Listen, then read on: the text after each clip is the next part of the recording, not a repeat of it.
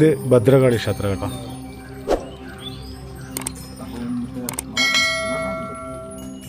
ക്ഷേത്രത്തിൻ്റെ ഉള്ളോട്ട് നമുക്ക് കാണിക്കാൻ കഴിയില്ല. നിങ്ങൾ ക്ഷേത്രത്തിൽ വന്നിട്ട് ഈ ക്ഷേത്രങ്ങൾ വന്ന് കാണുക.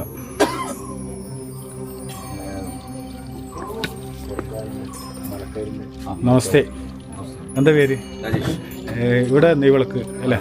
നെയ്വിളക്ക്, കടാവിളക്ക്, 3 സാധനങ്ങളാണ് വരുന്നത്. പിന്നെ ഏതെല്ലാം ദിവസങ്ങൾ ഇവിടെ കത്തിക്കാറ്? എല്ലാ ദിവസവും കത്തിക്കാം അല്ലേ? കാണാം. നമസ്തേ.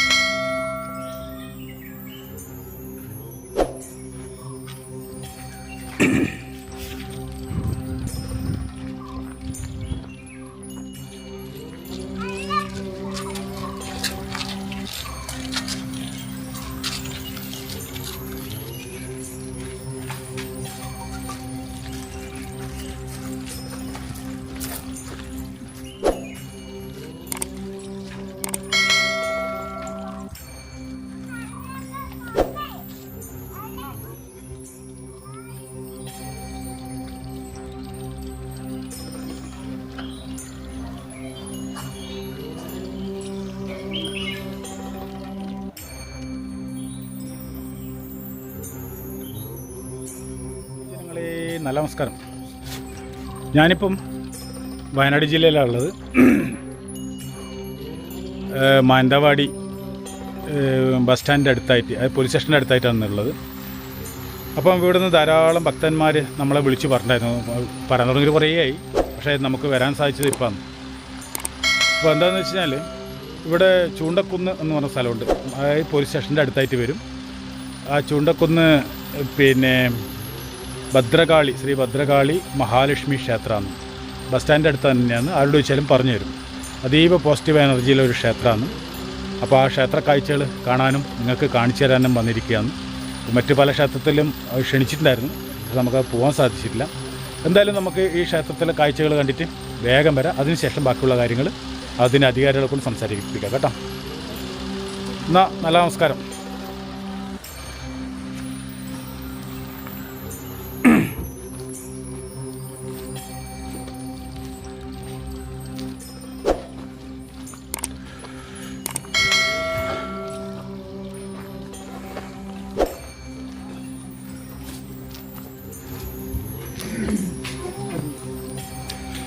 ക്ഷേത്രത്തിൻ്റെ മുന്നിൽ തന്നെ നമുക്കൊരു ഗുളിക സങ്കല്പം കാണാം കേട്ടോ. തൊട്ടപ്പുറം കുലദൈവം എന്ന് പറഞ്ഞിട്ട് ഒരു തറയും കൂടി കാണാം.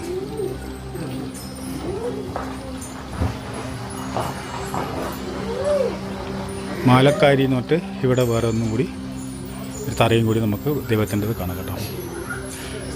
ബാക്കിയുള്ള കാഴ്ചകൾ നിങ്ങൾക്ക് ഉള്ളിലേക്ക് ഞാൻ കാണിച്ചു തരാം. എന്നാൽ നല്ല നമസ്കാരം. ഇതിൻ്റെ അധികാരികളോട് പിന്നെ ഈ ക്ഷേത്രത്തിലെ വഴിപാടും കാര്യങ്ങളും തന്നെ നാഗത്തിന് ചെയ്യേണ്ട എന്തൊക്കെയാണെന്നും അതിനെ പറ്റിയിട്ടില്ല.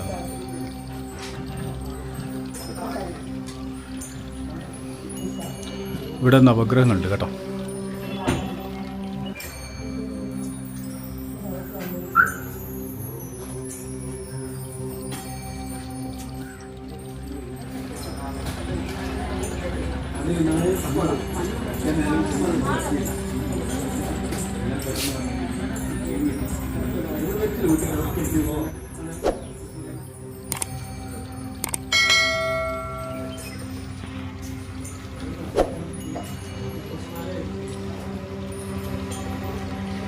ചൂണ്ടക്കുന്ന് മഹാലക്ഷ്മി ഭദ്രകാളി ക്ഷേത്രമാണ്. മാനന്തവാടിയെ ഇത് വരിക. ഇത് ക്ഷേത്ര ഫോൺ നമ്പറാണ് കേട്ടോ. നിങ്ങൾക്ക് എന്തെങ്കിലും ആവശ്യമുണ്ടെങ്കിൽ നിങ്ങൾക്ക് വിളിച്ചതിൽ ചോദിക്കാം.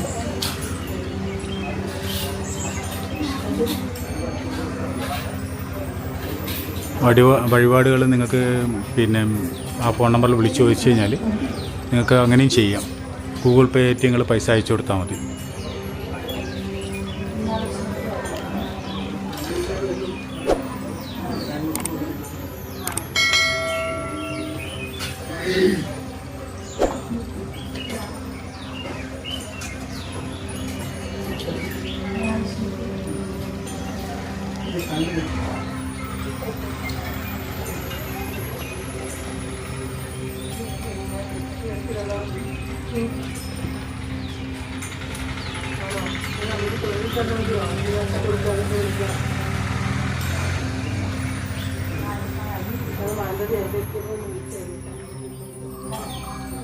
ധാരാളം ജനങ്ങൾ രാവിലെ വന്നു പോകുന്നുണ്ട്.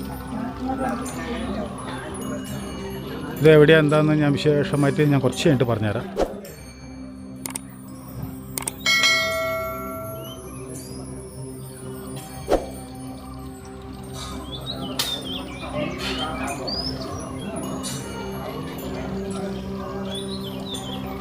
പ്രസാദം നൽകുന്ന സ്ഥലമാണ് അല്ലേ? എന്താ പേരെന്താ? വിനോദ് അല്ലേ? ഇവിടെ തന്നെയാണോ?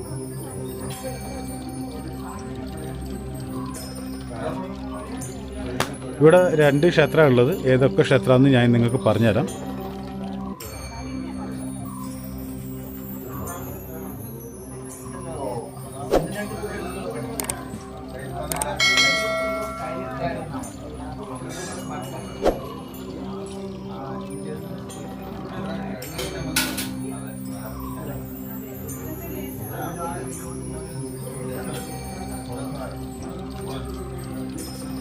ഇത് ഭദ്രകാളി ക്ഷേത്രമാണ്.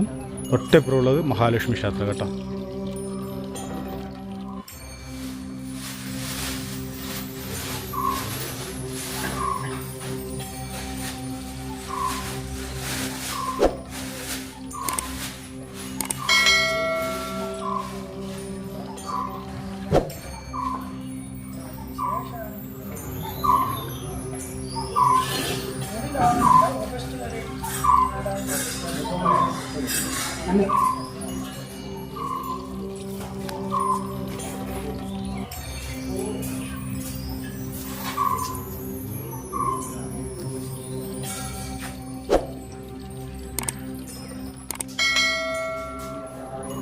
ഇത് നവഗ്രഹങ്ങളാണ്.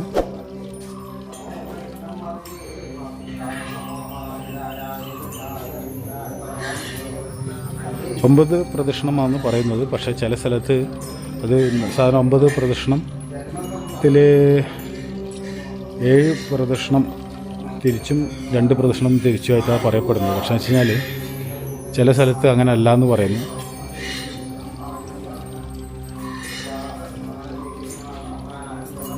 ചെറിയൊരു മിനിക്കിണർ നമുക്ക് കിടക്കണം. ഇത്രയും കുന്നിൻ്റെ മുകളിൽ അത്ര ആയത്തിലാണ് വെള്ളമുള്ളത്. വെള്ളം നിങ്ങൾക്ക് കാണാൻ കഴിയില്ല.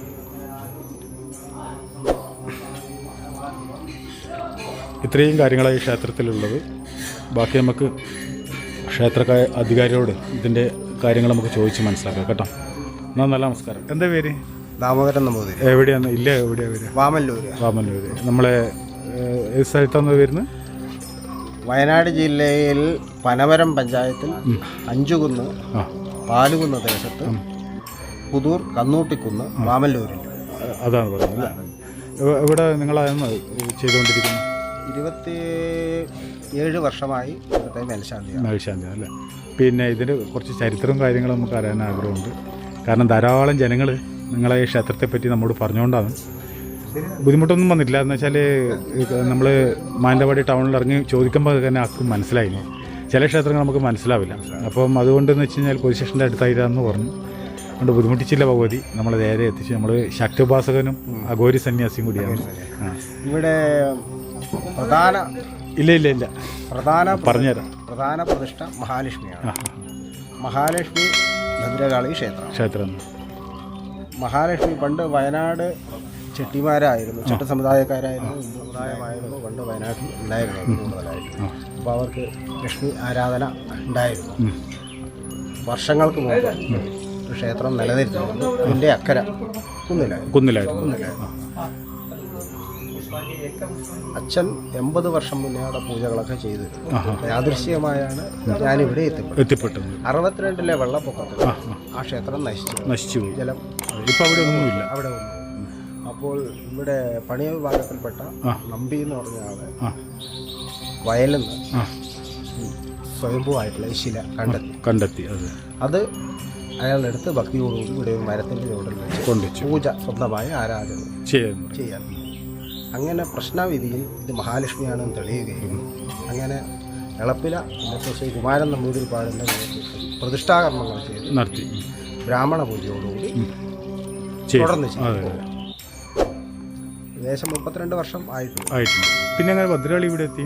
ഭദ്രകാളി ഇവരുടെ കുടുംബദേവതയാണ്. ഇവിടെ തന്നെ ഉണ്ടായിരുന്നു. അല്ല, ഞാൻ ഇപ്പം നമ്മുടെ ചില ഭക്തന്മാർ പറഞ്ഞു ഒരു തറേൻ്റെ മുകളിലായിരുന്നു പണ്ടുണ്ടായിരുന്നതെന്ന് പറഞ്ഞു. അത് ഭദ്രകാളിയായിരുന്നു. ഉണ്ടായത് അല്ലേ? ശക്തിയാണോ ഇവിടെ ചെയ്തത്? പിന്നെ എന്ത് കാര്യമുണ്ടെങ്കിലും ക്ഷേത്രത്തിന്റെ രക്ഷാധികാരി ഗോപിനാഥൻ വരും. അതിനെപ്പറ്റി കൂടുതലായിട്ട് അദ്ദേഹം പറഞ്ഞു തരുന്നില്ല. പിന്നെ അല്ല, ബാക്കിയും കൂടി ചോദിച്ച് മനസ്സിലാക്കാം. എത്ര മണിക്കാണ് ഇവിടെ നട തുറക്കാറ്? 6:30-ക്കാണ് നട തുറക്കാറ്. എത്ര മണി? 11:30 വരെ. 11 വരെ. അപ്പം ദൂരത്ത് വരുന്ന കൂട്ടരുണ്ടെങ്കിൽ വെള്ളി ദിവസങ്ങളിൽ ത്രികാല പൂജയാണ്. രാവിലെ, ഉച്ചക്ക്, വൈകുന്നേരം. ഇപ്പോൾ രാവിലെ 6:30-ക്ക് നട തുറന്നാൽ 1 മണിക്ക് അന്നദാനമുണ്ട്. വരുന്നവർക്കെല്ലാം ഭക്ഷണമുണ്ട്. ഈ 2 ദിവസവും ഉണ്ട്. ചൊവ്വ വെള്ളി 2 ദിവസവും അന്നദാനവും ഉണ്ടാവും. കൂടുതൽ വിവരങ്ങൾ ക്ഷേത്രത്തിൻ്റെ ഊരാളൻ അത് നമുക്ക് ചോദിക്കാം. രണ്ടാമത് ഇവിടുത്തെ പ്രതിഷ്ഠാ ദിനം എപ്പോൾ വരുന്നത്? പ്രതിഷ്ഠാ ദിനം മാർച്ച് 4-ാണ് വരുന്നത്. പിന്നെ ഇപ്പോൾ പുണർന്നം നക്ഷത്രമാണ് പ്രതിഷ്ഠയായിട്ട് സങ്കല്പിച്ചത് രണ്ട് ക്ഷേത്രത്തിൻ്റെ.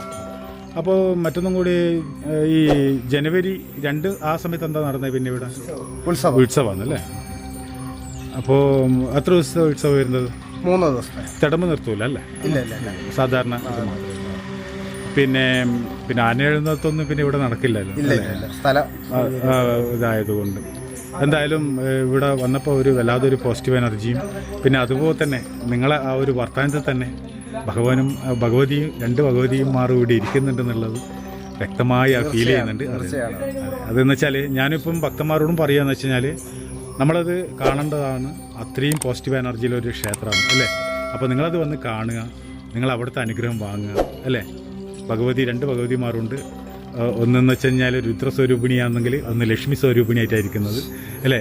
പിന്നെ താമര അതെ ഐശ്വര്യ ലക്ഷ്മി ആയിട്ടാണ് പ്രതിഷ്ഠ അല്ലേ? ഇവിടെ കാളിമേഘ സമപ്രഭ എന്നുള്ള ധ്യാനത്തിലാണ് ഇരിക്കുന്നത് അല്ലേ? ഉഗ്രമൂർത്തി ടൈപ്പായിട്ടാണ് അല്ലേ? പിന്നെ രണ്ടാമതെന്ന് വെച്ച് കഴിഞ്ഞാൽ അത്രയും പവർഫുള്ളായിട്ടുള്ള ഒരു ഇല്ലത്തെ ഒരു പരമ്പരയിലെ ഒരാളാന്ന് വന്നിട്ട് ഇവിടെ കർമ്മങ്ങൾ ചെയ്തുകൊണ്ടിരിക്കുന്നത്. അപ്പോൾ അദ്ദേഹത്തിൻ്റെ ആ കൈപ്പുണ്യം കൂടി നിങ്ങൾക്ക് വന്നു ചേരും.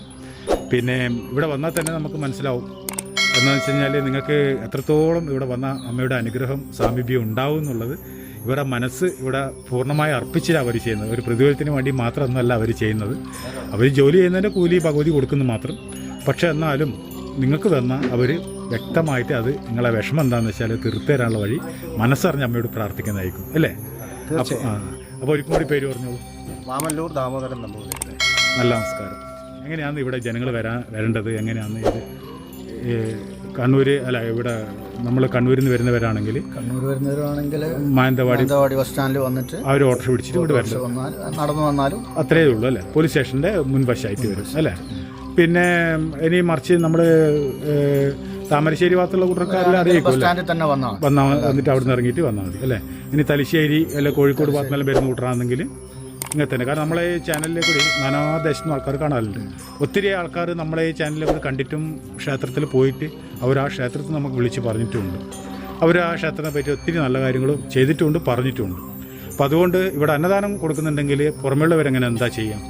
എല്ലാവർക്കും പിന്നെ അന്നദാനം കൊടുക്കും. അത് പൈസയൊക്കെ ഇവിടെ ക്ഷേത്രത്തിൽ വന്ന് അറിയുന്നതാണ് നല്ലത് അല്ലേ? നിങ്ങൾ നമുക്ക് ചാനലിൽ കൂടെ പറയാൻ ബുദ്ധിമുട്ടുണ്ട്. അതുകൊണ്ട് നിങ്ങൾ പിന്നെ വഴിപാട് എന്താ ഇവിടുത്തെ പ്രധാന വഴിപാട് എന്താ? മഹാലക്ഷ്മി പൂജയാണ് പ്രധാന വഴിപാട്. അത് സന്താനത്തിന് വേണ്ടി, മംഗല്യ സൗഭാഗ്യത്തിന് വേണ്ടി, സർവൈശ്വര്യത്തിന് വേണ്ടി അല്ലേ, ദാമ്പത്യ അല്ലേ, അതിനൊക്കെ വേണ്ടിയിട്ടാണ് മഹാലക്ഷ്മി പൂജ ചെയ്യാറ്.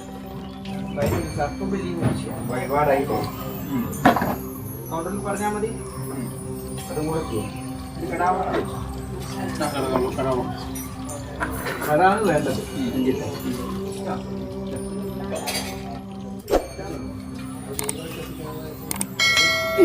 കിടാവൾക്ക് വെച്ച്